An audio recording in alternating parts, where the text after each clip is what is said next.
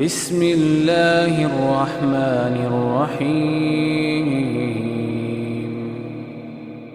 بسم اللہ الرحمن الرحیم الحمد للہ رب العالمین والصلاة والسلام على امام غر المیامین وعلى آلہ وصحبہ اجمعین اما بعد فاعوذ باللہ من الشیطان الرجیم وننزل من القرآن ما هو شفاء ورحمہ۔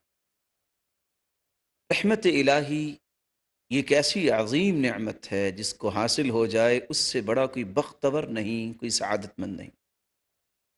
اللہ تعالیٰ کا احسان عظیم ہے جس نے قرآن مجید میں اور رسول اللہ صلی اللہ علیہ وسلم نے اپنی زبان مبارک سے مومنوں کے لیے رحمت کے حصول کی راہوں کا تعین کیا۔ تو سب سے پہلے اللہ کی رحمت کا مستحق ہونے کی راہ کیا ہے کہ مسلمان متحد ہو جائیں۔ اتحاد و اتفاق یہ اللہ کی رحمت کا ذریعہ ہے۔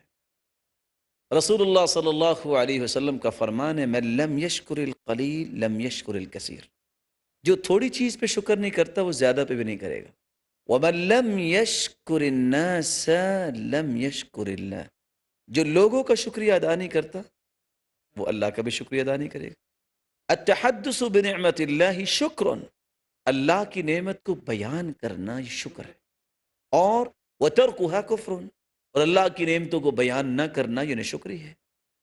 الجماعۃ رحمہ والفرقۃ عذاب، جماعت بندی جو ہے وہ رحمت آپس میں محبت، الفت، مودت اور اجتماعیت کے ساتھ رہنا اور اپنے کسی بھی ذاتی اغراض کو ختم کر دینا ایک ایسا خوبصورت عمل ہے کہ انسانیت کے لیے خیر خواہی اور ہمدردی پیش کرنا یہ اللہ کی رحمت ہے، اور ایسی قوم پہ اللہ کی رحمت آتی ہے۔